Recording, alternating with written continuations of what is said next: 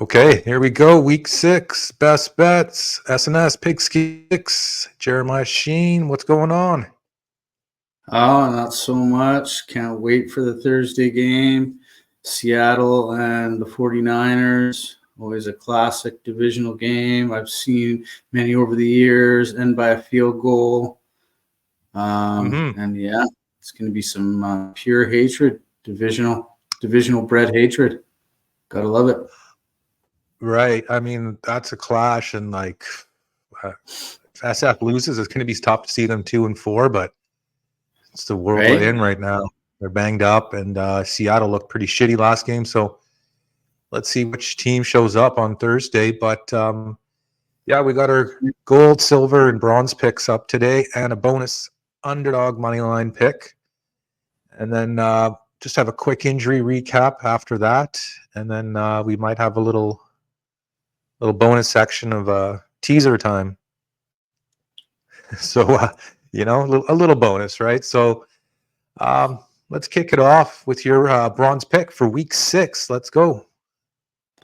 What are you thinking? Well, they're smoking hot, and the books think that this is going to be their week that they go up against a top 5 defense in the NFL. I'm talking the Washington Commanders in Baltimore, plus the 6.5. I think they'll might even win this game, at least keep it close. Yeah, I mean, they've been on fire so far. So Baltimore, they've won 3 in a row after their just horrible start. So I think a lot of the public is on Washington, which kind of scared me away from this game. But I don't think Washington's the type of team I want to step in front of right now. So yeah, I think we'd be Washington or nothing for this game. So yeah, I mean, it's going to be a good matchup. It's kind of like the current and the future of MVPs, right? So they're already talking about Jaden Daniels for MVP, so we shall see on that one. My bronze pick is going to be going to the Dog Pound, the probably the ugliest team in the NFL right now, you'd have to say, besides Carolina. Right? The Giants are looking better than them, and there's a few other teams that are looking better. So I would have to say right now, Browns are the second worst team, but I'm going to take a plus 9.5, more of a fade on Philly's defense right now. They're not stopping anyone, and I know Denver's looked not Denver, Cleveland has looked horrible, but I think they show up for this matchup.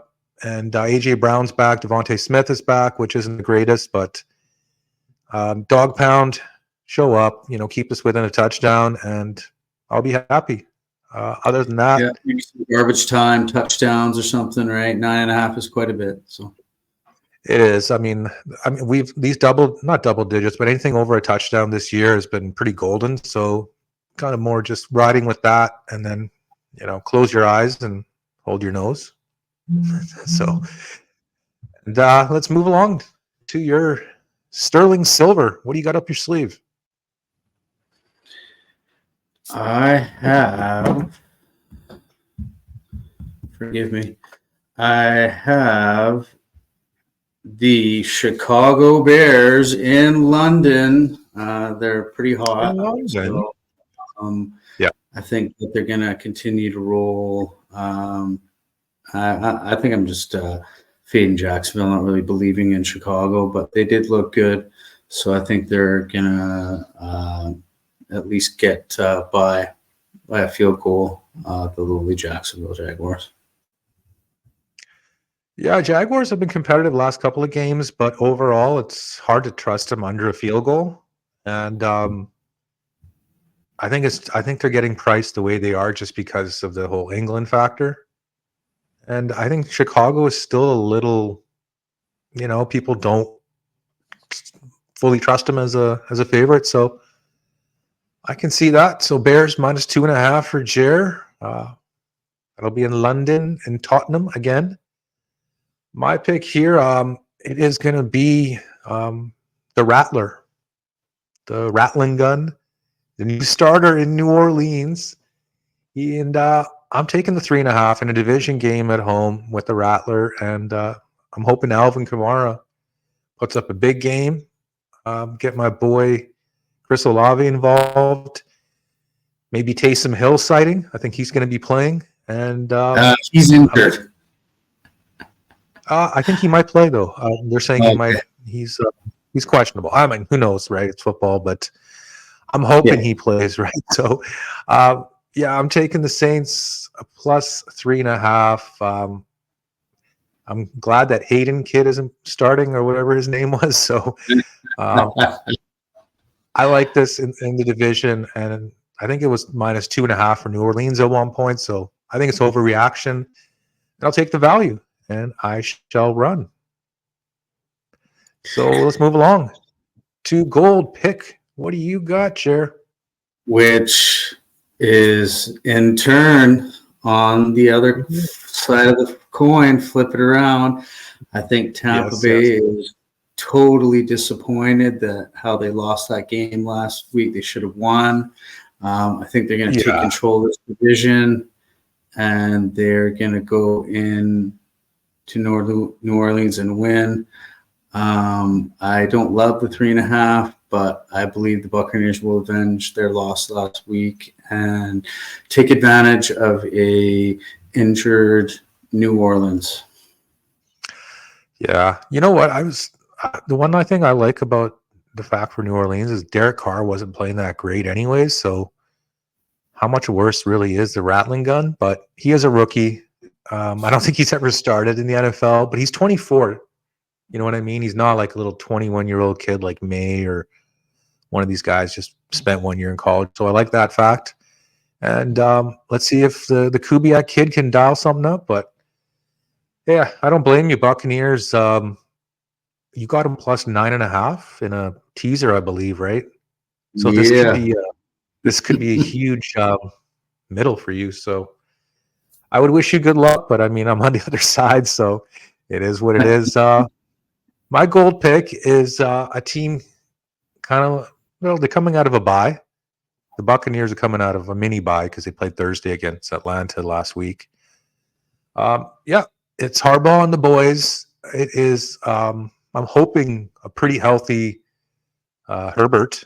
You know, he was pretty always rejuvenated after the week off. You got to like that. The records of teams coming off the bye is, I believe, pretty decent. So yes, and two guys named Alt and Slater are supposed to be playing, which pretty healthy big boys on the front there, right? So I like them to be back in the game. And you know, Denver is a tough place to play, and you know, I don't like laying points on the road, but I found it just a good number. And at worst, I push if they win the game by 3.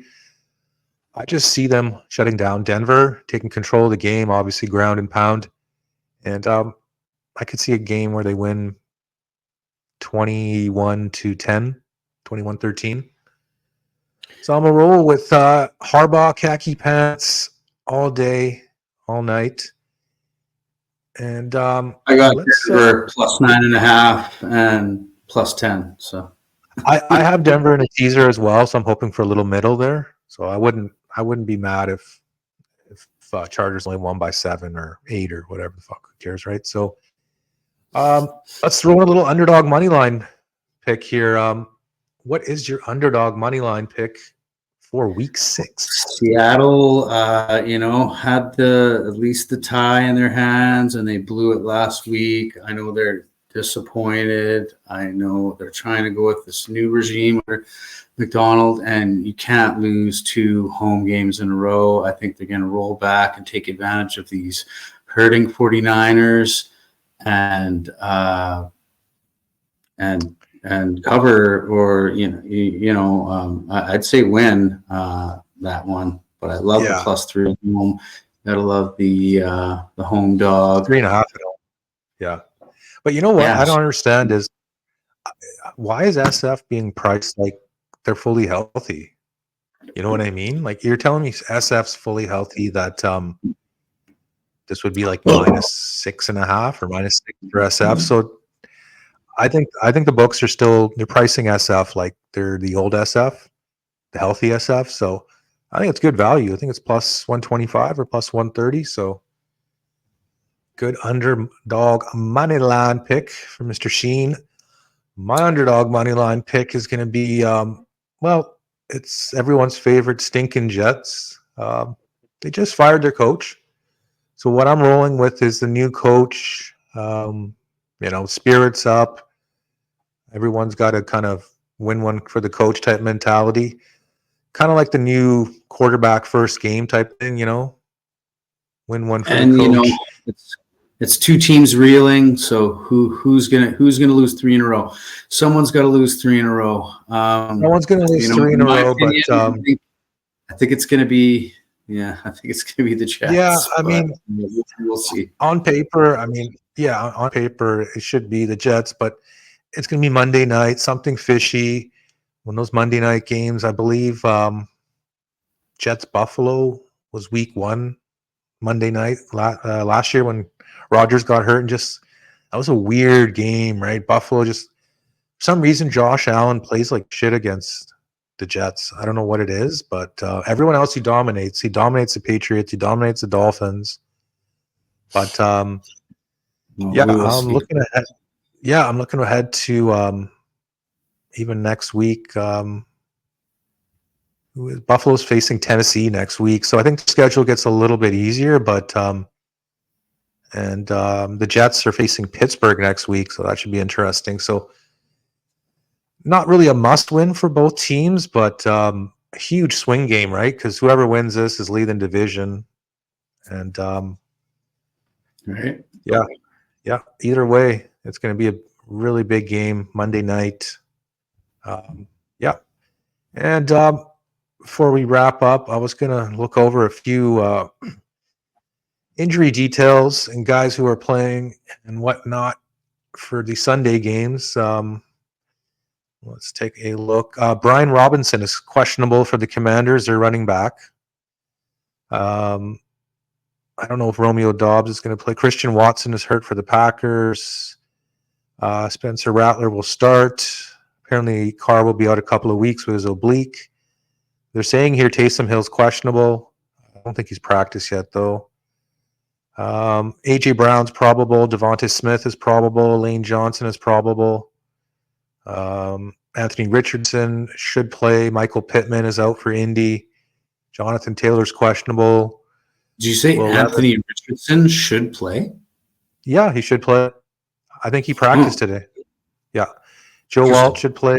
Rashawn Slater should play. Bosa should play. They're saying Russell Wilson, he's practicing. And my bold prediction for this week is Pittsburgh loses to the mighty Aid O'Connell, and Russell Wilson is your starting quarterback next week. Just throwing it out there. If you don't like that, you can always hit us up in the comments and tell us what you think of that comment. But Carolina, I think Clowney's out, and I think Deron Bland is doubtful for Dallas. And looking at Cincy, New York, Thibodeau is doubtful. Neighbors questionable still. I don't think he's practiced yet. Singletary is questionable, and Aaron Rodgers is probable with his ankle. Hassan Reddick still has not signed. That's hilarious. And Buffalo, Von Miller's out with his suspension, which doesn't help things, but he's more of a third down guy anyway. So, so that's our week 6 best bets and a underdog moneyline bonus pick thrown in just for fun. Any final thoughts you want to throw in, Jer, as we wrap this puppy up and sign out? No, I just got some sweet teaser spreads. Okay. Teaser time. I'm going huge on Washington, like I did say. Plus 14, plus 13.5. Yeah. Got Dallas plus 10.5. Some Denver plus 9.5, plus Denver plus 10. I'm kind of surprised you didn't take Pittsburgh and cross the 0 and get plus 4. Maybe I You really think did. the Raiders are going to beat them by more than 3? I think if the Raiders do beat them, it's by a field goal. But I don't know. It's hard to trust Pittsburgh's offense, right? Quite a few of the games. Right. But yeah, no, I got a lot of the dogs pumped up. Yeah. So, The only teaser I have is to the 2-game 6-point teasers. The Bears up to 8.5 and Jets up to 8.5, 60 to win 50. So that's about it for teaser time. We look forward to next week's episode, and we have our Thursday recap coming up, our Sunday recap, and our Sunday morning recap of the Bears Jaguars. So we'll hit y'all up next time on SNS Pigskin Picks. Later. Peace.